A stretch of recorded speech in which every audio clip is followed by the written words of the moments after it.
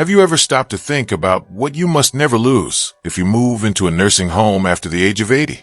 It's a question that might not come up often, but it's one of the most important you can ask. Growing older doesn't mean you stop needing purpose, connection, or comfort. In fact, once you step into a care facility, these things become even more vital. It's a major life transition, and like any big shift, it brings unexpected emotional waves. But here's the reassuring truth. Despite the change in surroundings, you still have the power to hold on to what truly matters. The secret to thriving in this new chapter isn't about resisting change. It's about protecting the inner parts of yourself that bring you joy, dignity, and light.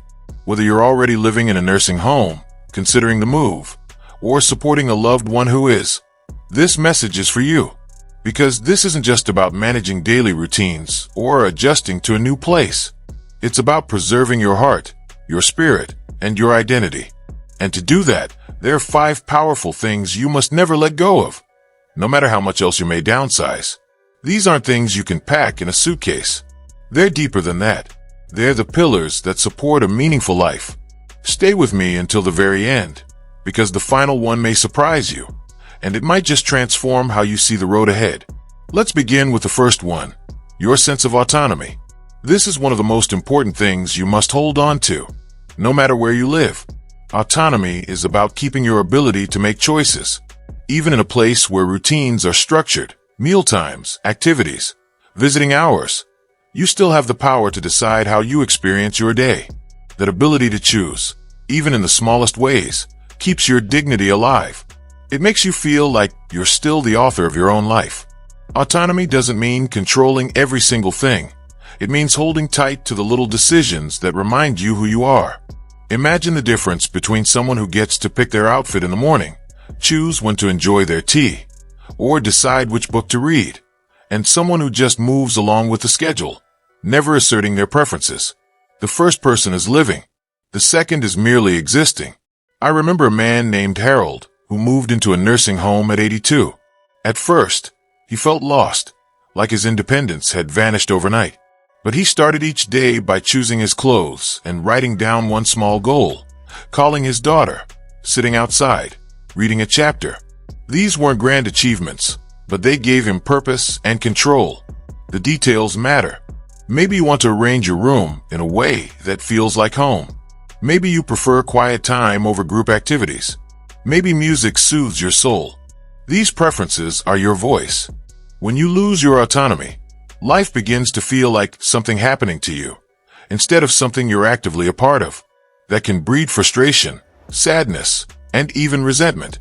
But when you protect your independence, those small daily freedoms, you remind yourself that you're still capable, still valuable, and still in charge of your own happiness.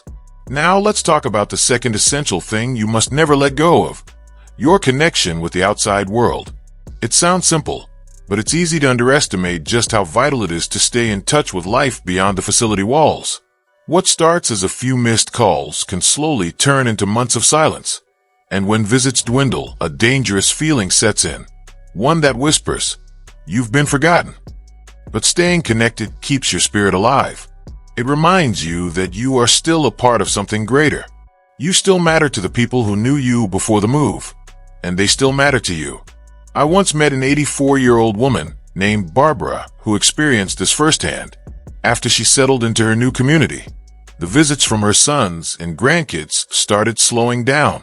But instead of retreating into loneliness, Barbara got creative.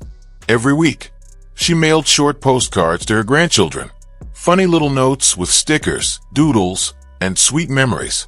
Slowly, her grandkids began writing back. The spark was reignited. Visits became more frequent. Barbara's world didn't shrink, it expanded, because she reached out. Don't wait for others to knock on your door. Make the call. Send the letter. Ask for help setting up a video call or joining a group chat. Reconnect with your church, your hobby club, or your old friends.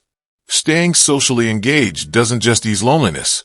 It keeps your mind alert and your heart full. It reminds you that life is still moving, and you're still a part of the story. When you nurture those connections, even in small ways, you invite warmth, laughter, and a deeper sense of belonging into your everyday life. The third thing you must never lose is your sense of purpose. Life inside a nursing home can start to feel like it's moving in slow motion. The routines are familiar, the days blend together, and it's easy to start wondering what your role is now. But purpose is not something you age out of. It's the quiet force that gives your day meaning. It's the reason you get up in the morning, the thing that makes you feel needed, useful, and alive. Whether it's tending a small plant, mentoring a neighbor, writing letters, or welcoming new residents, your purpose can be simple, but it must be yours. There's a man named Walter, 82, who lost his wife and moved into a care home, feeling numb and withdrawn. But one evening, he noticed a nervous new resident sitting alone. Walter invited him to join his table. That single act became his new mission, to make sure no one ever felt as alone as he had. Over time, he earned the nickname the Mayor of the Home. That was his purpose. Not grand, not loud, but meaningful. Purpose gives you direction, identity, and pride. And when it's missing, even small tasks can feel pointless. So ask yourself, what makes me feel needed? What makes me feel alive? Maybe it's your stories, your skills, your kindness. Find it, hold on to it, and build your days around it. Because when you live with purpose, you're not just passing time. You're making every moment count. The fourth pillar you must protect is emotional independence. This is your inner strength, your ability to stay emotionally grounded even when everything around you changes. In a care facility, it's easy to feel like your emotions are controlled by other people's moods or by the routines you didn't choose. But your emotional world is still yours.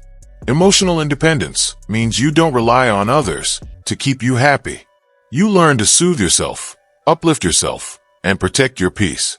I knew a woman named Carol, 84, who had to leave her home after a fall. She missed her garden, her independence, and her cat. But she created a quiet ritual each morning, coffee by the window, and 3 things she was grateful for written in a notebook. That simple act helped her stay centered. She became a calming presence for others, not because her life was perfect, but because she carried her emotional weight. Emotional independence also means setting healthy boundaries. You don't have to absorb every complaint or get caught in other people's drama. You've earned the right to protect your emotional space. And above all, remember, your value is not defined by your limitations. You are not a burden. You are not broken. You are still whole, still wise, and still deserving of peace and joy. That truth belongs to you, no matter where you are. And finally, the 5th thing you must never lose is your sense of curiosity. Curiosity is the spark that keeps your mind alive and your spirit engaged. Without it, life begins to feel smaller. Days blend together. The world starts to fade. But when you stay curious, when you ask questions, try something new, or simply wonder, you give yourself a reason to keep exploring. Harold was 87 when he moved into assisted living. At first, he kept to himself, assuming his days of adventure were over. But one afternoon, he overheard someone talking about genealogy. That small spark of curiosity led him down a path of research, letters, and online tools. Suddenly, his life had movement again. He had a reason to wake up excited. Curiosity isn't just for children or young professionals. It's for you. It's ageless. And it's what keeps your brain sharp, your heart light, and your soul open. Ask others about their stories. Learn a new song. Try a new recipe. Join a discussion group. Every little step keeps you connected to life. When you hold onto curiosity, your world doesn't shrink, it expands. In the end, moving into a nursing home doesn't have to be the end of anything. In fact, it can be the beginning of a different kind of richness, if you protect what matters most. Your autonomy, your connections, your purpose, your emotional independence, and your curiosity. These aren't optional. They are your lifelines. Life may look different now, but that doesn't mean it's any less valuable. The real loss isn't getting older. It's giving up the things that made you feel alive in the first place. Don't let that happen. Hold on to who you are. Speak your truth. Stay engaged. Create. Laugh. Love. And above all, remember, your life still has deep meaning. Not because of where you are, but because of who you are. That's something no environment can take away. Now it's your turn. Take a moment and share in the comments. Which one of these 5 things spoke to you the most? And how will you protect in your life or your loved ones? Your story could be the encouragement someone else needs today. And if you found this message helpful, please don't forget to like, subscribe, and hit the bell so you never miss a new video or story that supports and uplifts you. We're building a community that honors aging with dignity, and your voice matters here. Thank you for watching, and we'll see you in the next one.